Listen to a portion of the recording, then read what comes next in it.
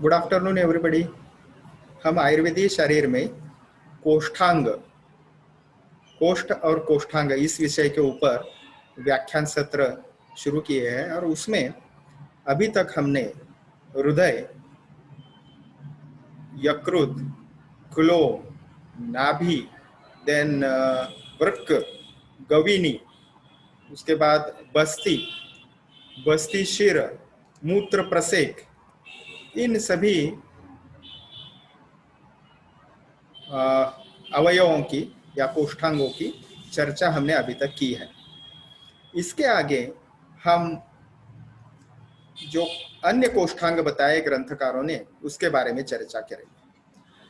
पौरुष ग्रंथि, जिसे एनाटॉमी में हम प्रोस्टेट ग्लैंड कहते हैं, उसके बारे में कोष्ठांग में साक्षात पौरुष ग्रंथि का वर्णन नहीं है, लेकिन हमने पिछला लेक्चर खत्म किया था बस्ती शिर और मूत्र प्रसेक यानी यूरेथ्रा। तो वही मूत्रवह स्रोतस के अवयवों में और आगे जाते हुए पुरुष विशिष्ट ग्रंथि उसी संबंध में आती है, इसलिए हमने पौरुष ग्रंथि के बारे में भी यहाँ पे कुछ आपको इंफॉर्मेशन देने की कोशिश की है। तो नर शरीरे ग्रंथि सदृशाः बस्ती द्वार स्थितो अवयव विशेषाः। तो इसको पुरुष विशिष्ट इसीलिए मैंने कहा, केवल पुरुषों में पाई जाने वाली यह ग्रंथि है और बस्ती द्वार यानी बस्ती का जो लोअर ओपनिंग है यानी यूरेटर का नहीं, तो मूत्र प्रसेक की ओर जाने वाला जो बस्ती द्वार है जिसे बस्ती शिर भी कहा जाता है, वह अवयव विशेष यानी पौरुष ग्रंथि है। सुश्रुत निदान स्थान 3 अध्याय में बस्ती ही शिरश्चैव पौरुषम वृषणव गुदम एक संबंधिनो ही एते गुदास्थि विवरस्थिताः। तो पौरुष,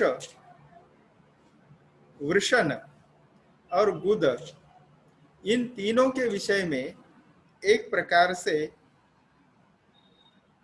संबंध बताते हुए एक संबंधिनो ही एति गुदास्थि विवरस्थिताः, यानी लोअर पेल्विक कैविटी में ये अवयव विशेष विद्यमान होता है और वह बस्ती शिर और पौरुष ग्रंथि। तो पौरुष शब्द यहाँ पे प्रोस्टेट ग्लैंड के लिए है। आगे अत्रस्यम पौरुषम बस्ती शिरश्चेति पदद्वयम दुर्बोधम, यानी बस्ती और बस्ती शिर ये जो दो पद आते हैं, तो वह उनका अर्थ साक्षात सरलता से नहीं समझता। तो तत्र ही बस्ती शिरा तावत बस्ते शीर्ष भागो व मूल भागो वेति संदेह। तो बस्ती शिर इस शब्द से बस्ती का शीर्ष भाग यानी ऊपर का भाग या मूल भाग कौन सा लेना है, यह संदेह बस्ती शिर शब्द से प्राप्त होता है। तो पौरुषम तु बस्ती मूलस्थो ग्रंथि विशेषाः। पौरुष ग्रंथि कहाँ है? तो बस्ती के मूल में यानी बस्ती के अधस्थ वह ग्रंथि है जहां से यूरेथ्रा शुरू होता है, वहीं पे। तो विशेषाः प्रत्यक्ष दृष्टाः स्याद् इति प्रतीति ही शारीरविदा। तो ये ग्रंथि जो है, जो प्रत्यक्ष डिसेक्शन में यानी इन सीटू पोजीशन में शारीरविद यानी शरीर के एनाटॉमी के जो विद्वान है वह इसको बताते हैं, जिन्होंने प्रत्यक्ष देखा है कि पौरुष ग्रंथि बस्ती के मूल स्थान में स्थित है। न च अत्र दल्लनयोः पौरुषम मेढ्रम इति अर्थः संगच्छते। तो दल्लनाचार्य उसका अर्थ बताते हुए टीका में, निबंध संग्रह टीका में पौरुष का अर्थ मेढ्र यानी पेनिस ऐसे बताते हैं। तो वह संयुक्तिक नहीं है, ठीक है। तो ये प्रत्यक्षम शारीरम नामक जो पुस्तक है प्रसिद्ध, उसमें ये बातें आती है। तो गुदास्थि विवर स्थितत्वात्, तो उससे उसका संबंध हमें पता चलता है। देखिए यहाँ पे ये गुदास्थि विवर जो है यानी ये पेल्विक रीजन के लिए बता रहे हैं।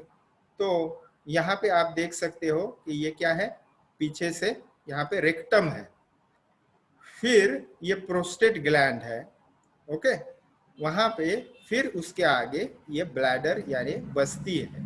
तो बस्ती के मूल में, ठीक है, यूरेथ्रा देखिए यहाँ पे, और यहाँ से सेमिनल वेसिकल आ रहा है और वह उसके इर्द गिर्द प्रोस्टेट ग्लैंड लोकेट हम कर सकते हैं। और पीआर एग्जाम से यानी पर रेक्टल एग्जामिनेशन से प्रत्यक्ष परीक्षा में भी हमें यह प्रतीत होती है, नॉर्मल स्थिति में भी और एबनॉर्मल यानी उसकी वृद्धि होने के बाद। इसे पौरुष ग्रंथि क्यों कहा है? ये पुरुष विशिष्ट यानी ओनली ऑकर्ड इन मेल, इसलिए। ठीक है, तो ये डिटेल में पौरुष ग्रंथि का आप यहाँ पे चित्र देख सकते हो। इस पद्धति से ब्लैडर के मूल में और ये यूरेथ्रा बीच में से जाता है, तो तीनों ओर से ये घिरी हुई होती है। ओके, तो उसको डिटेल में हमें नहीं जाना है, आगे हम आमाशय की ओर जाते हैं। तो आमाशय यह एक महत्वपूर्ण कोष्ठांग है। तो आशय के हमारे लेक्चर में भी आमाशय का हमने वर्णन किया है, फिर भी यहाँ कोष्ठांग के तौर पर फिर से एक बार उसको हम देखेंगे। अन्नम कालेभ्यवृतम कोष्ठम प्राणानीलारुतम द्रवैः भिन्न संघातम नीतम स्नेहेन मार्दवम संदुक्षिताः समानेन पचति आमाशय स्थितम औदर्यो अग्निर यथा बाह्यः स्थालिस्थम तोय तंडुलम। तो अष्टांग हृदय शारीर स्थान में जिस प्रकार बाह्य यानी शरीर के बाहर हम देखते हैं कि पात्र में पानी और राइस यानी चावल के कण कच्चे अगर हम इकट्ठा वहां पे अग्नि से पकाते हैं तो चावल पक जाते हैं, वैसे ही शरीर के अंदर जो है वह आमाशय का कार्य है पचन का। ठीक है, तो पचति आमाशय स्थितम, यह लाइन हमारे लिए यहाँ पे इंपॉर्टेंट है। ओके, अगर आपको और कुछ इसमें प्रश्न है तो आप हमारे चैट बॉक्स में पूछते जाइए, इसको हम विस्तार से लेंगे। आगे जाते हैं, संदुक्षिताः समानेन, तो समान वायु संदुक्षण का उचित रूप से यहाँ कार्य करता है। संदुक्षण यानी प्रधमन यानी शब्दशः कहे तो फूंकना, तो फूंक मारते हुए यानी उसको सहायक वह अग्नि को यानी औदर्यस्थ अग्नि यानी जाठर अग्नि उसको वह सहयोग प्रदान करता है समान वायु। ठीक है, तो अन्नवहानाम स्रोतसाम आमाशयो मूलम, तो अन्नवह स्रोतस जीआई ट्रैक जो है गैस्ट्रो इंटेस्टिनल ट्रैक, तो उसका मूल स्थान आमाशय है। स्रोतो विमान अध्याय चरक संहिता 5वां अध्याय। और सुश्रुत सूत्र स्थान 21वें अध्याय में तत्र आमाशयाः पित्ताशयस्य उपरिष्टा, पित्ताशय के ऊपर आमाशय होता है। तत्प्रत्यनिकत्वात् ऊर्ध्वगतित्वात् तेजसाः चंद्र इव आदित्यस्य स चतुर्विधस्य आहारस्य आधारः सच तत्र उदकैः गुणैः आहार प्रक्लिन्नो भिन्न संघाताः सुख जरश्च भवति। सुख जरश्च भवति, जरन यानी पचन और सुख यानी अच्छे प्रकार से पचन होता है। तो आमाशय में क्या क्या होता है? तो चतुर्विध आहार जो है उसका वह आधार है। चतुर्विध आहार कौन सा है? अशितम, पीतम, अशितम, खादितम, पीतम और लीढ़म। अशित यानी हम जिसको स्वैलो कर सकते हैं, खादित यानी चबा के खाते हैं, पीत यानी पीते हैं पानी जैसा, और लीढ़ है यानी लीकेबल जैसे चटनी या फिर अचार। तो ये चतुर्विध आहार जो है वह कौन सा भी आहार प्रकार हो वह आमाशय में जाने के बाद तत्र क्या होता है, वहां प्रोसेस देखिए, उदकैः गुणैः आहाराः प्रक्लिन्नो भिन्न संघाताः। तो वहां पे उदक भाव की वजह से यानी जलीय भाव यानी क्लेदक कफ, क्लेदक कफ का कार्य आमाशय उसका स्थान है और क्लेदन करना, और वह भी अन्न क्लेदन क्यों आवश्यक है? अन्न का भिन्न संघात वह करता है। भिन्न संघात यानी उसको तोड़ता है या फिर उसके जो कण है वह सूक्ष्म रूप से उन कणों में परावर्तित करने के लिए सहायक होता है। इसीलिए वह द्रव भाग या उदक गुण जो है वहां पे आवश्यक है, और इसलिए वहां पे वो पचन सुलभ पद्धति से हो सकता है। उसका लोकेशन यहाँ पे आमाशय का जो बता रहे हैं वह पित्ताशय से उपरिष्टा। ठीक है, तो पित्ताशय के ऊपर, तो यहाँ पे पित्ताशय शब्द से हमने पिछले लेक्चर में जाना था, उसका हमने प्रधानतः अर्थ क्लोम का पित्ताशय निकाला था गॉल ब्लैडर। तो उसकी अगर लोकेशन भी देखें तो उसके साइड जो है वह थोड़ा सा ऊपर है लीवर से या पित्ताशय से, इसलिए क्योंकि लीवर के नीचे पित्ताशय है, लिटिल बिट पोस्टेरियर से। तो जाते हैं आगे।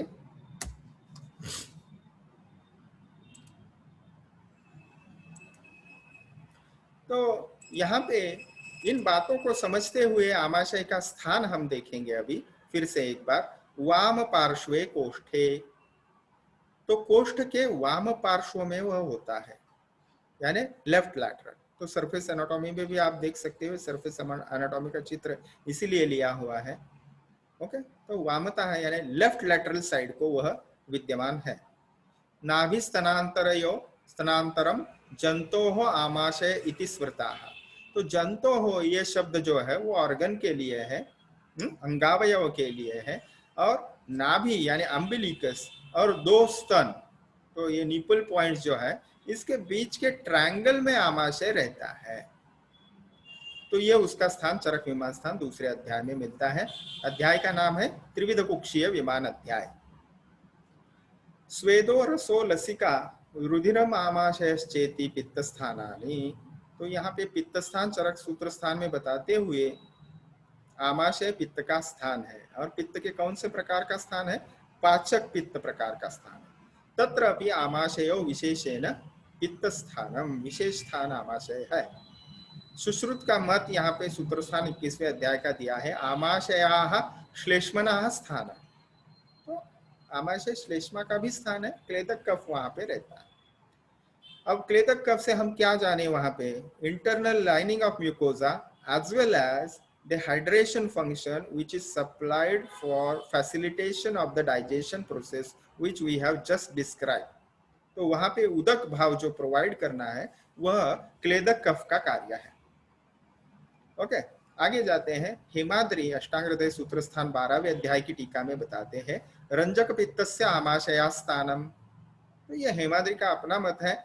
रंजक पित्त का हमने यकृत का जब अवयव का वर्णन देखा था, कोष्ठ का, कोष्ठांग का, तो वहां पे यकृत यह रंजक पित्त का स्थान हमने देखा था। ये हेमाद्री का मत यहाँ पे उद्धृत किया है। देखिए, आप प्रथम वर्ष में क्या बराबर है ये मत आप सोचिए। आप यहाँ पे सभी जो हमारे आचार्यों ने मत प्रदर्शित किए हैं उसको आकलन करने का प्रयास कीजिए। ये बराबर है, चरक बराबर है, सुश्रुत जी गलत बता रहे हैं, हेमाद्री ने ऐसे कैसे लिखा, ये अभी आप उसके उलझन में मत पड़िए। पोस्ट ग्रेजुएशन में आप इसको अच्छी तरह से डिफ्रेंशिएट कर पाए। आमाशयाश्रयम पित्तम रंजकम रसरंजना। तो रंजक पित्त का जो अष्टांग हृदय सूत्र स्थान 12वें अध्याय में जो हमें रेफरेंस मिलता है, तो उसको हम आधुनिक यानी मॉडर्न फिजियोलॉजी से कोरिलेट करें तो there is an intrinsic factor which is found in stomach which helps for the formation of specially blood or RBCs actually. So that we can correlate. That's why रंजक पित्त का जो आमाशय स्थान है वह भी ठीक है। आगे जाते हैं। सुश्रुत शारीर स्थान 5वें अध्याय का रेफरेंस, आमाशयांते सुशिराः स्नायवाः सन्ति। आमाशय के अंत भाग में सुशिर प्रकार के स्नायु होते हैं। ततः अन्नस्य विमोचनम यथावत भवति। तो उससे क्या होता है? अन्न का विमोचन जो है, विमोचन यानी वहां से आगे भेजना, वहां रोके रखना और उसका प्रोसेस होने के बाद वहां से उसको आगे भेजना। ये जो स्पिंक्टर मसल्स का काम है वही सुशिर स्नायु है। यथावत भवति यानी वह योग्य पद्धति से जैसे होना चाहिए वैसे होता है। ठीक है, आगे आम पक्वाशयंतेषु बस्तौच सुशिरा खलु। तो विविध स्नायुओं के वर्णन करते हुए आमाशय में, पक्वाशय में, बस्ती में यह सुशिर स्नायु होते हैं। ठीक है, ये जो संकोच और विकास का कार्य करते हैं, इसलिए हम उसको महत्वपूर्ण समझते हैं। आगे जाते हैं। ये गृहिणी चिकित्सा अध्याय चरक संहिता का उसका रेफरेंस है और बहुत प्रसिद्ध है, हमने 2 बार देख चुके हैं अभी तक। अग्नि अधिष्ठानम अन्नस्य ग्रहणात् ग्रहणी मता। तो अग्नि का अधिष्ठान यानी स्थान, प्रमुख स्थान क्या है? ग्रहणी है, और वह ग्रहण का यानी लेने का कार्य करते हैं, इसलिए उसको ग्रहणी कहते हैं। ये अवयववाचक व्याधि का नाम है, क्योंकि उसमें इस अवयव की, ग्रहणी अवयव की दृष्टि प्रधान होती है, इसलिए। उसका स्थान बताया है, नाभे ऊपरी साही अग्नि बलोपस्तंभ बृहिता अपक्वम धारयति अन्नम। वह उसकी संप्राप्ति है, 2 लाइंस नीचे के, उसको हम नहीं देखें। तो नाभि के ऊपर उसका स्थान होता है, और वह अग्नि बल स्तंभ बृहिता, यानी वह अग्नि को बल प्रदान करने वाली होती है। तो इस पद्धति से आमाशय देखने के बाद हम ग्रहणी इस कोष्ठांग की चर्चा करेंगे। तो विशेषतः ग्रहणी का अगर हम वर्णन देखें, विशेषतः अगर हम ग्रहणी के बारे में देखें, तो अग्नि अधिष्ठानम अन्नस्य ग्रहणात् ग्रहणी मताः नाभेः उपरि अग्नि बलेन उपष्टब्ध उपबृहिता अपक्वम धारयति अन्नम पक्वम सृजति पार्श्वताः दुर्बलाग्नि बलादुष्टा तु आमम एव विमुंचति। तो यह चरक चिकित्सा स्थान 15वें अध्याय का ही रेफरेंस है। मैंने सिर्फ उसको स्पष्ट दिखने के लिए आपको यहाँ पे वो टाइप करके लिख के बताया है। अभी ये अग्नि का जो अधिष्ठान है वह ग्रहणी है, और अन्न का वह ग्रहण करता है। तो चित्र में भी आप समझ सकते हो, ये डिओडिनम, फिर जेजूनम और फिर इलियम, इस पद्धति से आप इसको आसानी से चित्र में देख सकते हो। तो डिओडिनम, जेजुनम और इलियम, इन तीनों को मिला के ग्रहणी मानना चाहिए। अभी यहाँ पे चक्रवाणी तत्व की ये ब्लू लाइंस में आपको ब्लू फॉन्ट में जो टीका दिखती है, वो हमें थोड़ा समझने के लिए मदद करेगी। अग्नि अधिष्ठानम अग्नेः आश्रयाः इति अर्थः। तो अग्नि अधिष्ठान यानी क्या है? वह अग्नि का आश्रय है, यानी ग्रहणी अग्नि नहीं है, लेकिन अग्नि ग्रहणी में विद्यमान है, ऐसा हम यहाँ पे समझना चाहिए। ग्रहणी संज्ञा निमित्तम आह अन्यस्य इत्यादि। तो ग्रहणी की जो परिभाषा है, संज्ञा है, उसकी डेफिनेशन यहाँ पे बता रहे। ग्रहणात् इति धारणा, यानी वह अन्न का धारण करती है, यह ग्रहण शब्द से हम जाने। उसका स्थान भी दिया है, नाभे ऊपर्य अन्यस्य धारणात् इति अर्थः, यानी नाभि के नीचे वह ना जाए, उससे पहले उसको धारण करे, और वहां पे धारण करके क्या करना है? उसका पचन का कार्य करना है। यह उसका एक अर्थ है। और दूसरा अर्थ चक्रपाणी दत्त जी बता रहे हैं, नाभे ऊपरी अग्ने ऊर्ध्व ज्वलनेन बलेन उपस्तंभिता उपब्रहिता च सती अपक्वम अन्नम धारयति। तो नाभि के ऊपर में दूसरा अर्थ हम ले सकते हैं, अग्ने है ऊर्ध्व ज्वलनेन, अग्नि जो है, अग्नि स्वभावात् उच्छिखा भवति, अग्नि स्वभाव से जो है वो ऊपर जाने वाला होता है, और इसके वजह से वह पचन का कार्य वहां पे करता है। एनीवे, पक्वम च पार्श्वतः सृजति इति वाम पार्श्वतः सृजति, वह वहां पे जो शब्द आया है वह पक्व होने के बाद, यानी वहां पे वह ग्रहणी में प्रोसेस होने के बाद वह वाम पार्श्व से होता हुआ, यानी लेफ्ट साइड से वह आगे जाता है। इस पद्धति से हम समझ सकते हैं। तो इसको टीका को विस्तार से नहीं देखेंगे, स्किप करते हुए हम आगे जाते हैं। तो यहाँ पे सिग्निफिकेंस ऑफ जाठराग्नि, जो महत्व है, उसको दिखाते हुए भी अन्नस्य पक्ता सर्वेषां पक्त्रोणाम अधिको मताः तन्मूलास्ते हि तद्वृद्धि क्षय वृद्धि क्षयात्मिका। तो जाठराग्नि जो है वह धात्वग्नि और भूताग्नि का प्रधान है, यानी वह किंग है, और उसकी शक्ति के ऊपर ही धात्वग्नि और भूताग्नि के कार्य जो है वह निहित है। वह अगर अच्छा कार्य कर रहा है तो धात्वग्नि और भूताग्नि भी अच्छा कार्य करेंगे, यह हमने समझना चाहिए। एनीवे, तो अग्नि क्या करता है इसके बारे में और थोड़े 2 श्लोक है। और फिर ग्रहणी जो अवयव विशेष व्याधि है, इसलिए यहाँ पे थोड़ा ग्रहणी व्याधि का वर्णन किया है। यो ही भुंक्ते विधिम त्याक्त्वा ग्रहणी दोषजान गदा स लौल्यात लभते शीघ्रम वक्षन्ते अतः परम तूते।